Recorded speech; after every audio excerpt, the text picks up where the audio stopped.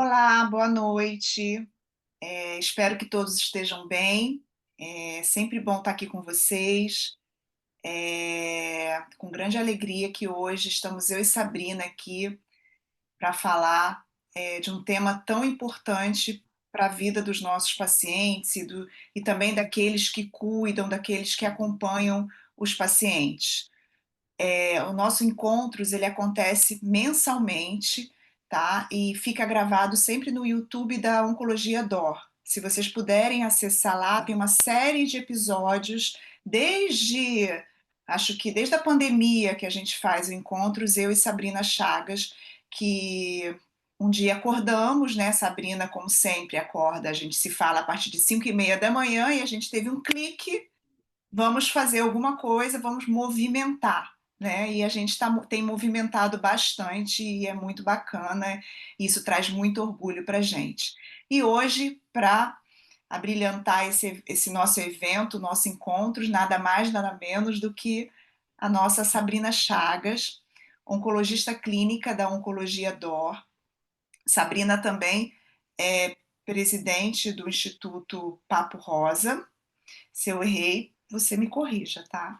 Sabrina é coordenadora comigo do projeto Encontros. Sabrina, além de oncologista clínica, também é médica integrativa, aquela que cuida dos cuidados, do estilo de vida dos nossos pacientes. E hoje o tema do nosso evento será Vivendo Além do Câncer, Desafios e Possibilidades.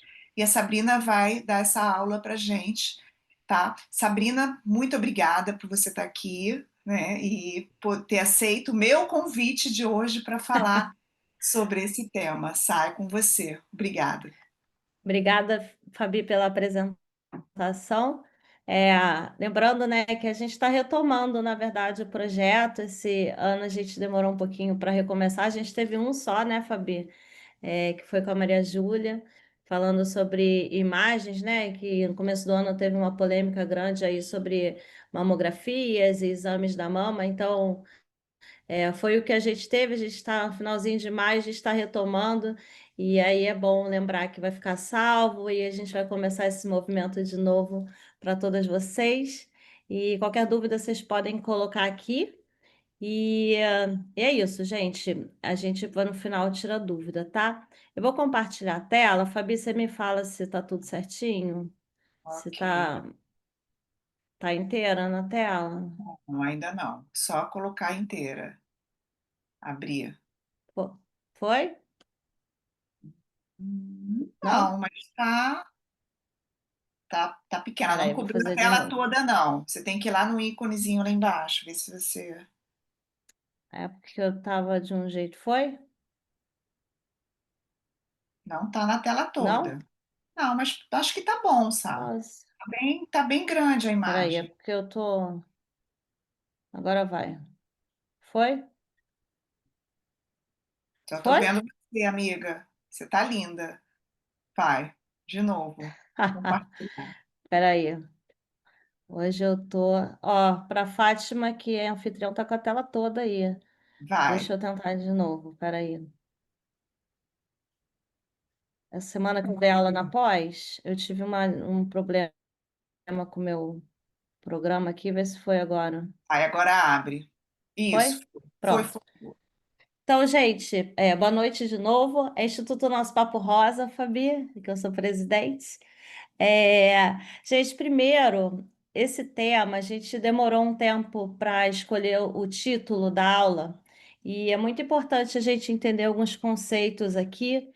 Basicamente, a gente vai falar sobre a vida além do câncer, após o câncer, durante o câncer, trazendo esse olhar para o paciente como um todo, né? E não para a doença. E para começar essa conversa, eu trago essa blusa, que é de uma paciente lá de São Paulo. Ela distribui essa blusa, ela vende essa blusa, foi uma criação dela, porque ela é sobrevivente de câncer, ela teve câncer e agora está fazendo bloqueio hormonal, ela teve câncer de mama, está em hormonioterapia. E ela usa uma blusa falando que somos a maior geração de sobreviventes de câncer que já houve, né, na história. Então, a nossa primeira dúvida, quando a gente ia montar essa aula, é que a nossa vontade era colocar o título, um nome em inglês, que é survivorship, né? Survivorship em português quer dizer sobreviventes ao câncer. Mas esse nome, essa expressão, quando traduzida, ela não é uma tradução acolhedora, né? E a gente às vezes tem dificuldade de trazer um termo acolhedor para falar sobre esse momento do paciente. E lá nos Estados Unidos, o termo que se usa é survivorship, né? Sobrevivente. E a gente gosta de usar esse nome porque esse nome está em todos os estudos americanos, europeus, todas as pesquisas que se fazem sobre esse tema usam esse termo sobre survivorship. E no Brasil, a tradução é sobrevivente. Então, quando eu falar sobreviventes aqui na aula, nessa palestra, né, na pauta que eu estou falando, eu estou me referindo a um termo que é usado mundialmente, não é um termo que eu escolhi, né, é um termo que é usado para pesquisas, para os grupos de sobreviventes dos Estados Unidos, e a gente aqui no Brasil ainda está em busca de um termo que seja mais acolhedor, tá? Então, afinal de contas, né, eu estou falando survivorship, mas o que que é survivorship e por que que esse termo começou, né? Então, esse desenho ele está em inglês, mas a gente tem aqui, nessa reta para cima, quantos sobreviventes em números de milhões que a gente tem, ao longo do tempo, que é a reta que está deitada, né, na horizontal. E a gente consegue ver como que o número de sobreviventes de câncer tem aumentado ao longo do tempo e como que vai continuar aumentando ao longo do tempo, né? Então, esse número vai crescer cada vez mais. Aqui a gente vê, né, que em diferentes idades a gente tem esse aumento também de forma diferente, entendendo, né, que aqui no Brasil a gente cada vez mais vai ter também câncer em pacientes com menos de 50 anos, e a gente deve isso principalmente aos hábitos de vida. E quando a gente fala na mulher, né, eu vou só trazer um exemplo, né, aqui de quem são esses sobreviventes. Quando a gente fala nas mulheres, a gente está falando principalmente em mulheres que sobreviveram ao câncer de mama, é o maior número que a gente tem de câncer em mulheres, em homem vai ser próstata, cólon também, que é o intestino, e em segundo lugar, depois de mamas ginecológicos. Então, a gente sabe que a incidência de câncer está aumentando, por conta principalmente de hábitos de vida. A gente diagnostica cada vez mais, porque a gente tem exames cada vez mais potentes para diagnosticarem câncer cedo. E por outro lado, a gente cura cada vez mais câncer, porque a gente tem muito tratamento, né? A gente tem cada vez mais tratamentos para todos os tipos de câncer.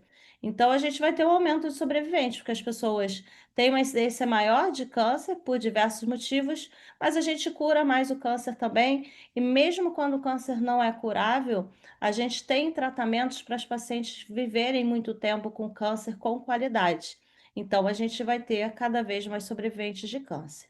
E quando a gente fala, né, em sobreviventes de câncer, em survivorship, que é o termo que eu falei logo no começo, qual é a definição disso, né? Quem são essas pessoas? Então, é uma pessoa que foi diagnosticada com câncer, inclusive, incluindo as que estão convivendo com câncer, elas estão em tratamento, seja com um tratamento com intenção curativa, seja em tratamento de uma doença que já está avançada, mas também as pessoas que não têm mais evidência de doença, né, que estão em controle, ou também estão fazendo tratamento hormonal, por exemplo, para o câncer de mama. Então, é um grupo grande de pessoas que está nesse termo, né, que é considerado sobrevivente. E aí, gente, parece uma coisa simples, né, falar sobre os sobreviventes, só que a gente está falando de muitas questões, né? A gente traz cada vez mais o tratamento do paciente para além da doença, né? E esse é o título na nossa aula. Entendendo que o paciente em tratamento oncológico ou em controle, ele passa por vários desafios. Eu gosto muito desse gráfico, que ele desenha, né, alguns desafios dos pacientes. A gente sabe que tem questões psicossociais importantes, então muitos pacientes têm ansiedade ou depressão, medo, né? Isso inclui as questões psicossociais. Tem problemas econômicos, tem pacientes que são afastados dos seus trabalhos ou que precisam pagar pelos seus tratamentos, e isso afeta toda uma economia familiar. A gente tem desafios no retorno ao trabalho, volta e meia. A gente ouve pacientes que não conseguem voltar a trabalhar para a mesma coisa que faziam antes, ou de empresas que têm ainda uma cultura de não abraçar as pacientes que tiveram câncer, né? Então tem algum preconceito, ou que mandam embora paciente depois que volta para o trabalho, isso acontece, infelizmente. A gente tem um novo norte, né? Muitas pacientes pensam em novos propósitos para suas vidas, novos desafios depois do diagnóstico. O diagnóstico também envolve questões espirituais, né? Acreditar em algo maior para ir em busca da cura.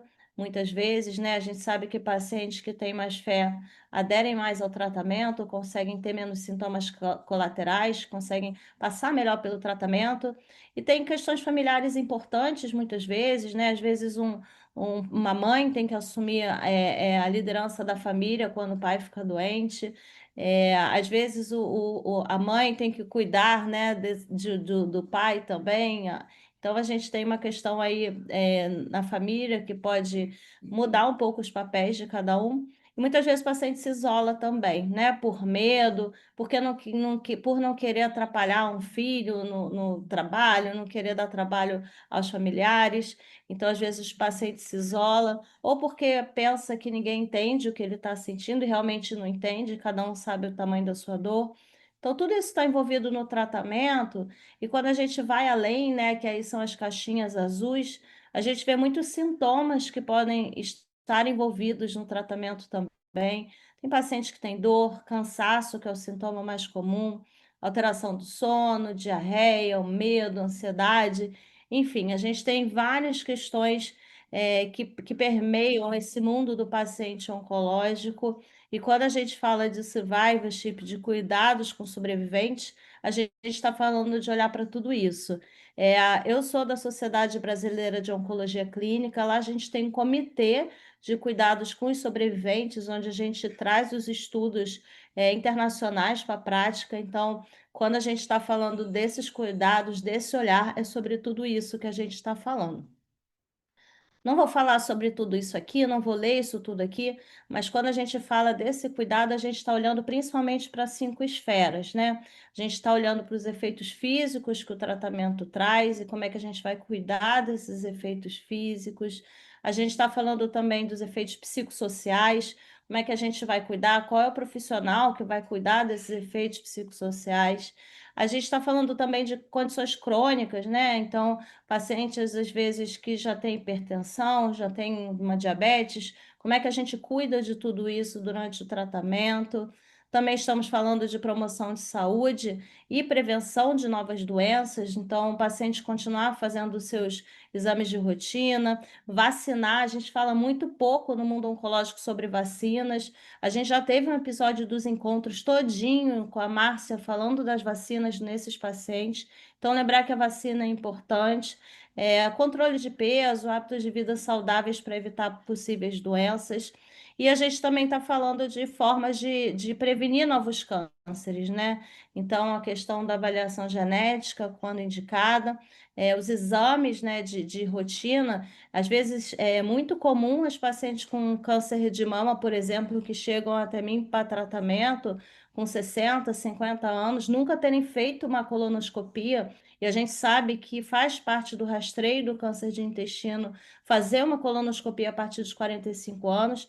Então, todos esses cuidados estão dentro desse contexto, tá?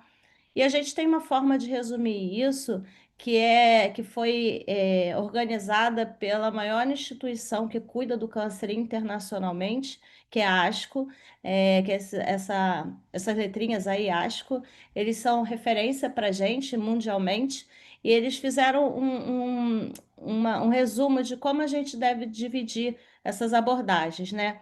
Então, eles falam da coordenação do cuidado, então a importância de ter uma equipe e de uma comunicação eficaz. Eles falam do manejo dos efeitos colaterais, dos exames de rotina das pacientes e o cuidado com os hábitos de vida. Então, falando um pouco dessa coordenação do cuidado, da equipe, né, da comunicação alinhada, a gente lembrar que não existe cuidado ao paciente oncológico, ao sobrevivente do câncer, se a gente não tiver uma equipe. É muito importante que a gente, além da parte do oncologista, a gente tenha nutricionista, psicólogo, fisioterapeuta, educador físico. A gente precisa de vários profissionais cuidando desse paciente como um todo. Além do oncologista, a gente precisa do cardiologista, muitas vezes, do ginecologista também. Então, o cuidado, né, ele fica muito direcionado para o oncologista durante um período, mas lembrar que a gente precisa das especialidades e das outras áreas da saúde trabalhando junto. Nessa parte a gente também fala de comunicação. Eu gosto muito desse desenho da direita, né? O que que tem aí no chão? É um 9 ou um 6. Então, cada um vê as coisas da sua forma, e essa comunicação, né, essa troca entre paciente e profissional de saúde é muito importante, né? A gente precisa entender o que o paciente está sentindo. Muitas vezes o paciente tem algum sintoma e acha que deve ficar com sintoma porque é um efeito colateral do tratamento. Só que todos os efeitos colaterais a gente tem como melhorar, a gente tem como cuidar. Então, dividir com o profissional de saúde é uma forma da gente conseguir melhorar a qualidade de vida. Eu vejo também isso com muitos pacientes que tomam algumas suplementos, ervas ou fazem outros tratamentos além do tratamento oncológico, e muitas vezes isso atrapalha o próprio tratamento do paciente. Então, a gente precisa saber tudo que o paciente usa, tudo que o paciente tem, qualquer angústia do paciente deve ser dividido com a gente para que a gente consiga fazer um acompanhamento mais acolhedor. Falando do segundo item, né, que é os exames de rotina, é muito comum os pacientes oncológicos ficarem muito tempo voltando no oncologista para fazer os exames de rotina, isso não tem nada de errado. Lembrando que cada oncologista tem sua rotina para esse acompanhamento. Por exemplo, para câncer de mama, as principais diretrizes falam que a mama deve ser examinada a cada 6 meses por um profissional de saúde, e fazer os exames de imagem da mama uma vez por ano, ou de 6 em 6, a depender de como é a mama, de qual foi o estágio da doença. Mas tem oncologista que pede exame de sangue, tem oncologista que pede exame de imagem, tem oncologista que pede os dois. Então, entender que cada tipo de câncer tem sua forma de acompanhamento, né? E isso faz parte dos cuidados que a gente tem aos sobreviventes também. Mas mais do que isso, lembrar que a gente também precisa fazer os outros exames, né? A gente precisa continuar vendo a nossa pressão de tempos em tempos. Quem é hipertenso deve continuar indo ao cardiologista. Oftalmologista é um médico que a gente vai uma vez por ano, dentista, ginecologista. Parece algo óbvio, mas é muito comum o paciente só pensar em acompanhamento com o oncologista. Então, não esquecer de que o paciente deve manter suas rotinas, a mesma que teria se nunca tivesse tido um diagnóstico de câncer, além dos exames de rastreio e de acompanhamento que a gente faz normalmente, tá? Quando a gente fala aqui no manejo dos efeitos colaterais, que é um outro pilar desse cuidado, eu não vou falar sobre todos os efeitos colaterais aqui, porque não vai dar tempo, mas trazer um pouco sobre os principais efeitos colaterais do paciente oncológico. E o efeito mais comum, o sintoma mais comum do tratamento é fadiga, que é cansaço. 80% dos pacientes em tratamento oncológico têm cansaço em algum momento do tratamento, sendo que 30% dos pacientes podem ter cansaço por bastante tempo, mesmo após o tratamento. E é interessante lembrar que o cansaço nunca é só uma sensação física, né? Também é um sentimento que é subjetivo, persistente, é um cansaço que é físico, emocional e cognitivo também. Então, às vezes o paciente pede, posso tomar alguma vitamina para cansaço? E aí a gente conversa um pouco com o paciente, vê que ele não está dormindo bem, ele não está fazendo exercício, ele tem uma rotina sem descanso, ele tem alguma ansiedade importante. Então, dificilmente um suplemento que eu dê para um paciente que tem essa queixa vai aliviar todo o seu cansaço, né? Provavelmente não. Então, a gente precisa olhar esse paciente como um todo, lembrando que tratar a fadiga desse paciente melhora não só a qualidade de vida, mas diminui os efeitos colaterais, podendo até aumentar a sua sobrevida. E trazendo aqui o NCCN, né, é um órgão que também traça diretrizes para nós da oncologia. E ele tem um manual falando de fadiga nos sobreviventes. E aqui está em inglês, mas eu trouxe aqui os principais pilares desse cuidado, que são atividade física, intervenções psicológicas, né, o cuidado com ansiedade, com depressão, abordagem com psicólogo, ou meditação, ou yoga, nutricionista, uma boa qualidade de sono, que é um tópico que é muito pouco abordado no dia a dia das consultas, acupuntura e massagem. Então, assim, não tem como a gente tratar cansaço sem partir, né, de alguma forma com atividade física. Lógico que eu estou falando de um paciente que não é acamado, lembrar de passar por essas outras questões para combater, para cuidar desse cansaço. Tem algumas evidências, né, durante o tratamento, o paciente que está quimioterapia ou está fazendo um tratamento com mais efeitos colaterais, a gente tem evidência científica alta para exercício, para terapia cognitivo-comportamental, que é aquela que a gente faz com psicólogo, moderada para mindfulness, que é meditação, e tai chi. Né? E quando a gente fala depois do tratamento terminar, a gente tem evidência alta também para exercício, para terapia cognitivo comportamental, que é com psicólogo, mindfulness e yoga, né, moderada também. Então, a gente tem aí muita coisa que a gente pode abordar com grande evidência científica para combater cansaço. Um segundo efeito colateral que é muito comum é dor, sabendo que 60% dos pacientes em tratamento têm dor por algum motivo, seja pela cirurgia, pela radioterapia, pelo tratamento, e a dor também é um sofrimento físico ou emocional, de todos os efeitos colaterais, de todos os sintomas, é o mais subjetivo de todos. Então, dificilmente um paciente vai ter uma dor só física, né? Tem uma questão relacionada a alguma ansiedade, alguma questão psicológica envolvida nesse sentido. E lembrar, né, que quando a gente tem dor, a gente perde um pouco das nossas funções, pode passar a depender de alguém, isso pode ter um impacto científico e piora a qualidade de vida. E o mais grave é que 30% dos pacientes com dor não recebem tratamento adequado. Não só porque muitos não valorizam a dor do paciente, mas também porque o paciente acha que a dor faz parte do tratamento e que tem que conviver com ela. Então, o paciente deve referir a dor e essa dor deve ser cuidada. E da mesma forma como a fadiga, a gente também tem uma diretriz para controle da dor, e essa diretriz fala de evidências científicas grandes, do alívio da dor com mindfulness, relaxamento, a importância da espiritualidade, massagem e acupuntura, por exemplo, né? Nas diretrizes a gente tem mais abordagens. A gente também, só passando rapidinho, não vou me aprofundar, a gente tem muitos pacientes com sintomas da menopausa, lembrando que o câncer de mama é o câncer com mais incidência, e onde a gente vai ter mais sobreviventes. Lembrando que a menopausa impacta na insônia, no sono, pode dar cansaço, diminuição da libido, aumenta peso, autoestima, infecção urinária, ansiedade, ressecamento vaginal e os calores, né, que são tão famosos. Então, como é que a gente ajuda essa paciente, né, a passar por tudo isso com qualidade de vida? Então, eu tenho aqui essa roda, né, uma roda de evidências para o que a gente tem para melhoria desses sintomas.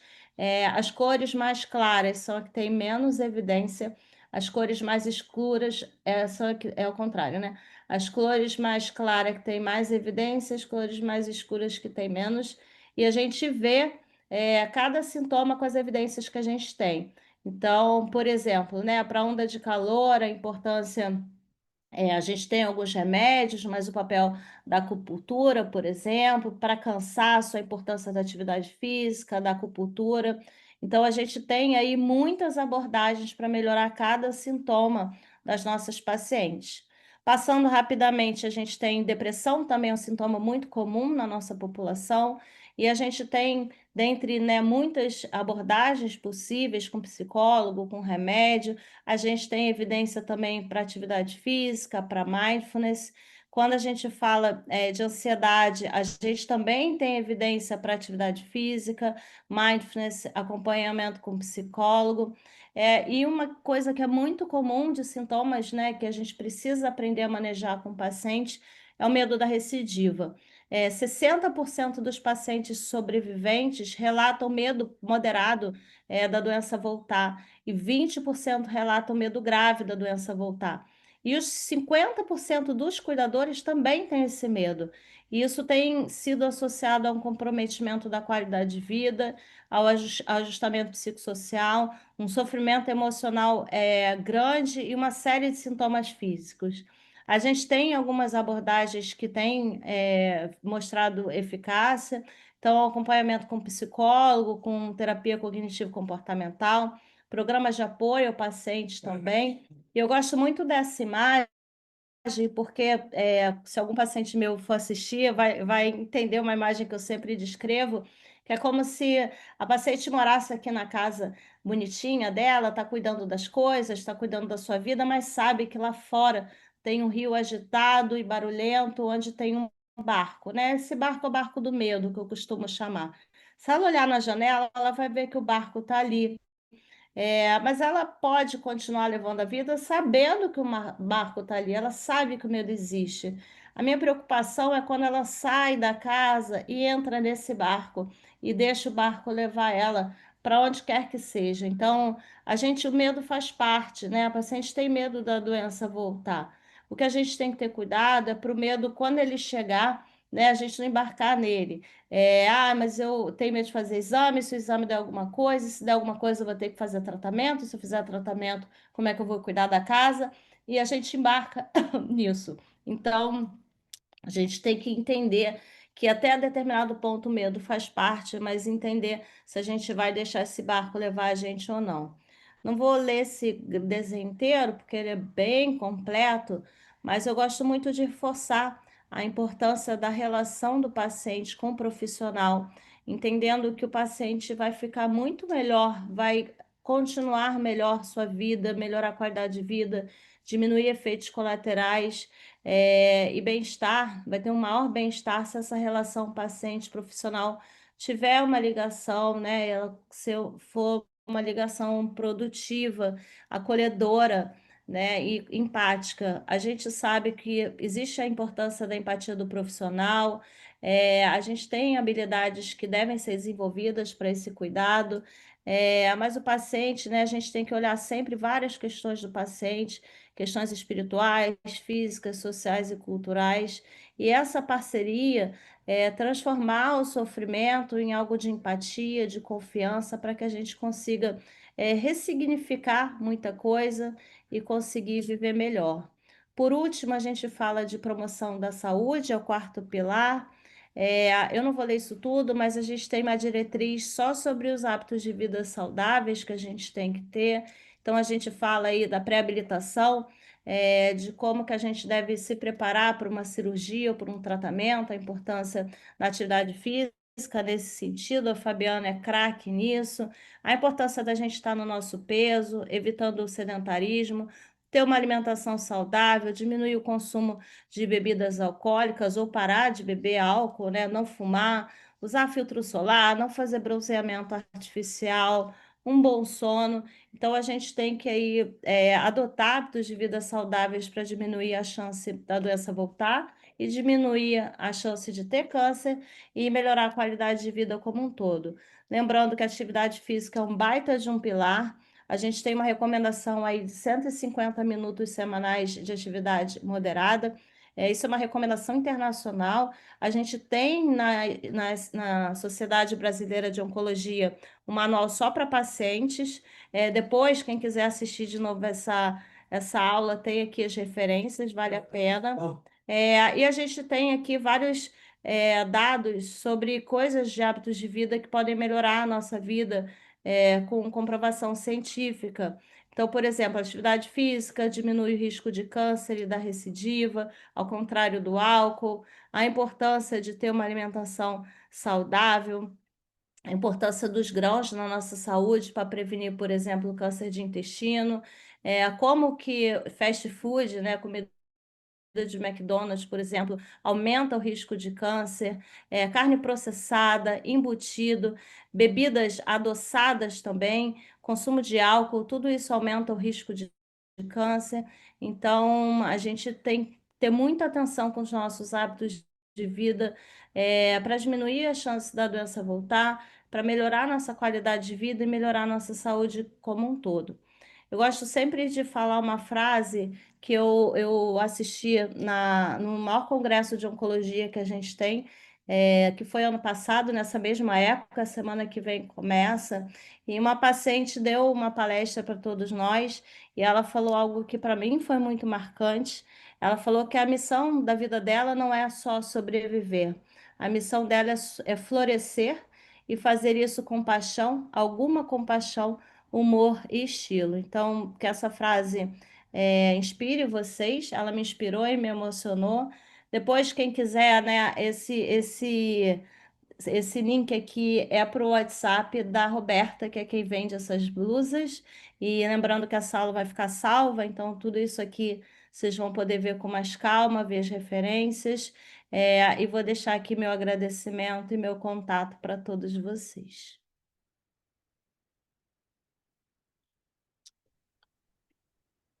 Ai, foi muito bom. Tem mais? Já Eu acabou? não. Já acabei.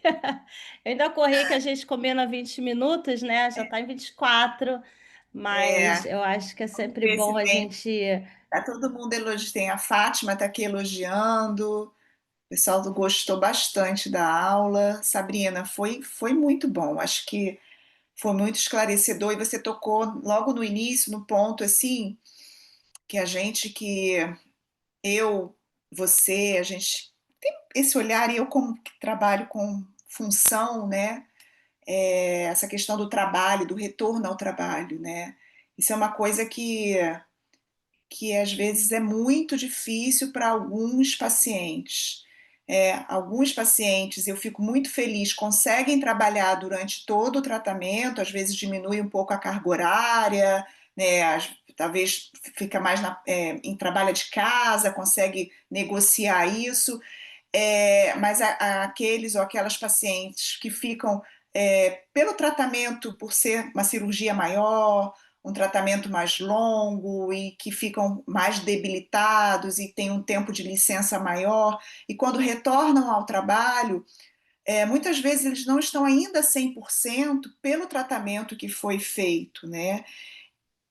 Negociar, às vezes, ainda temos empresas e que a gente não consegue ainda negociar. Hoje mesmo está falando com uma paciente minha, mas ela precisa se exercitar, ela precisa ir na consulta da fisioterapia, ela precisa fazer a radioterapia, ela não terminou ainda, mas ela tem uma carga enorme ainda de trabalho e assim tem uma dificuldade muito grande de negociar isso. Eu não sei como é que você está vendo isso, se isso está mudando, se alguém quiser que estiver assistindo aqui estiver passando por isso também, mas é algo ainda que me, sabe, que me deixa chateada em relação a isso. Fabi, essa sua trazer esse tema é muito legal, porque eu penso até em algo maior, né? Assim, muita coisa tem mudado ao longo do tempo no tratamento oncológico, nesse olhar do paciente, né, como um todo. Eu lembro que a primeira vez que eu ouvi falar dessas questões de emprego, ouvi falar não de paciente, né, mas de trazer isso para um debate, foi perto da pandemia, mais ou menos, né? A gente tem um evento grande, que é Todos Juntos contra o Câncer, você vai comigo nele, já foi algumas vezes e continuará indo, e a gente sabe que lá tem mesas sobre discussões, né, de temas importantes, e tem uns 5 anos que eu vi a primeira vez esse tema, e lembro que não era algo muito valorizado. E com o tempo a gente foi percebendo que realmente os pacientes traziam mais questões, né? Então, A gente começa a falar sobre um tema, as pacientes se identificam, elas falam com outras pessoas, e de repente algo que nem era muito falado, começa a fazer uma corrente, né? A gente vê que realmente o tema é importante e que a gente precisa ajudar as pessoas falando sobre isso. E assim como você fala relacionado ao trabalho, a gente tem vários temas que também não eram falados e agora a gente hoje traz atenção, né? Boa parte do que eu falei aqui faz parte disso, né? Eu trago também a questão de raça, né? A diferença que tem do tratamento em pacientes negros e pacientes brancos, e da mesma forma questões da população LGBT e câncer. Então, são temas que a gente está vendo aí voltando. Mas te respondendo, voltando não, mas vindo com força. É muito comum isso das pacientes, né? Tem muita. Como a autoestima muitas vezes fica muito alterada, né? A paciente muitas vezes engorda, o cabelo muda, tem alguma limitação física, tá sem a mama, às vezes colostomia. A paciente não se sente pronta para voltar para o trabalho, e muitas vezes o trabalho exige isso, ou o trabalho prefere, né, não quer deixar a paciente trabalhar de casa, ou eu já vi muito, né, as pacientes saberem que por histórias prévias de outras colegas que tiveram câncer, quando voltam são mandadas embora. Então, assim, a gente tem que mudar isso, a gente tem que falar sobre isso. Isso existe, isso é frequente, e então você trazer esse tema é importante para a gente trazer essa pauta e as pessoas buscarem ajuda sempre sobre isso, tá? Muito bom. Tenho um agradecimento aqui para você, do João. João é meu paciente. Obrigada, João, por você estar aqui. É só o fato de sabermos que tudo aquilo que sentimos está dentro do normal, para quem está em tratamento, já é uma espécie de consolo, mas o suporte que vocês fornecem faz toda a diferença para nós. Tem uma pergunta, tem duas Ah, perguntas, mesma pergunta. Vamos lá. Qual a diferença de tratamento do câncer de mama entre negras e brancas? Sabrina, você comenta um na pouquinho para verdade, gente? não. Comento. Na verdade, não tem diferença de tratamento, né? O que a gente sabe é que muitas pacientes negras, né, as negras têm uma incidência maior de chegarem com a doença avançada, principalmente questões sociais. Agora, uma coisa que existe, e a gente tem falado muito, é a questão do preconceito, né? Então, por exemplo, há uma ideia, que a gente só viu isso através de estudos, de que a equipe de saúde acha que negro sente menos dor e valoriza menos a dor da paciente negra, por exemplo. Outras, a questão do cabelo, né? Por ser um cabelo diferente, quando usa touca térmica, cuidar menos desse cabelo, como se ele fosse menos importante por a paciente ser negra. Então, a gente tem vários relatos de discriminação no paciente oncológico também, né? Assim, tudo que acontece lá no mundo lá no mundo lá fora acontece aqui dentro, né, de alguma outra forma, infelizmente. Então a gente hoje tem discutido isso para mudar o olhar e o acolhimento e chamar a atenção dos profissionais de saúde para que isso não aconteça. Muito bom. Sá, é, eu, bem, já que vou fazer um comentário. A gente está falando do viver além do câncer, né? E a gente sabe que alguns pacientes, né, mesmo por terem passado por todo o tratamento, alguns não tiveram a orientação que a gente passa, que muitos passam, de estilo de vida, né, dos hábitos melhores para a alimentação, do exercício físico, ou não tem condições mesmo de ter esse acesso, né, por questões sociais. E eu acho que a gente precisa falar sobre, né, isso com os nossos pacientes, com os cuidadores, e eles passarem isso para frente, e falar da importância de ter um estilo de vida que você mostrou aqui para gente, estilo de vida saudável, que inclui não só a alimentação, inclui o exercício físico. Muitas vezes o paciente não tem acesso a uma academia, mas a gente sabe que pode ser feita uma caminhada ao ar livre, né, para minhas pacientes andarem no shopping. Ah, andar no shopping, né? Por causa do calor, não quer entrar na academia, anda, anda. e às vezes por falta de acesso não tem. É importante cuidar do estilo de vida, melhorar os hábitos de vida por conta da recorrência do. Então, eu acho que bater nessa tecla, eu bato todo dia nessa tecla, e às vezes eu sou muito chata com isso, que eu falo a mesma coisa toda semana com os pacientes. Eu acho que a gente tem que falar muito sobre isso. Eu acho que isso é fundamental, ter mudança dos hábitos de vida, né? Eu acho que é isso. O que você. Se você somos duas chatas então, porque essa é uma pauta que, nossa senhora, é o que eu falo, né? A gente, se fosse prescrever só e passar remédio para sintoma, a consulta ia ser super rápida, né? Porque mal ou bem, isso a gente sabe prescrever, já tem esse efeito colaterais, tem remédio para efeito colateral.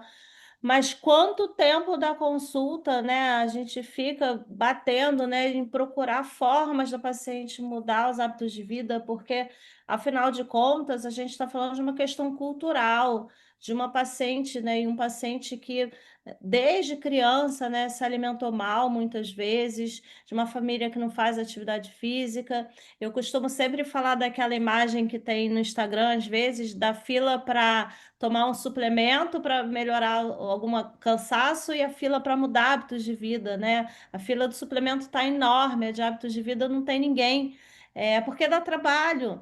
Então, é muito comum as pacientes quererem um suplemento para melhorar o sono, um suplemento, uma vitamina para melhorar o cansaço. E aí é o que eu falei: ninguém está fazendo exercício, ninguém está se alimentando bem, está todo mundo ansioso, ninguém dorme direito.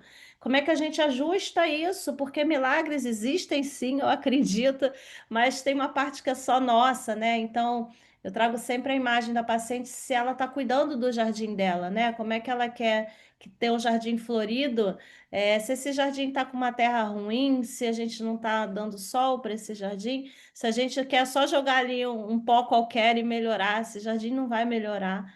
Então, a gente tem que se gostar muito, se cuidar muito, né? É sobre a nossa saúde que a gente está falando. Então, trazer esse olhar sempre. Eu botei ali o link, antes de você caminhar para o final, que eu já conheço o seu olhar, você já está querendo acabar. Ah, 7h44, eu botei um link da Mastologia 2025, que é o link para o Congresso Internacional de Mastologia, que vai acontecer no finalzinho de junho, e dia 28 de junho a gente vai ter uma sala de manhã só para pacientes, é uma sala gratuita. A Fabi vai estar lá, eu vou estar lá. A Fabi, qualquer lugar que eu tô, ela está comigo, por favor, pelo amor de Deus, que eu amo. E a gente vai trazer esses e muitos outros temas para pacientes, vai ser muito legal, tá bom, gente? tá perguntando Vai ser aonde na será? Barra, no No Windsor Windsor. Barra. É. E Aham. vocês puderem divulgar, eu acho que quanto mais a sala cheia, melhor para a gente poder falar sobre estilo de vida, né? Sair cuidado. E Isso. você falou para aberto a todos os pacientes, sim. Muito. A gente também, para poder falar sobre estilos de vida, a gente tem que se cuidar, né, Sabrina? É isso, eu acho que o profissional de saúde ele tem que dar o exemplo.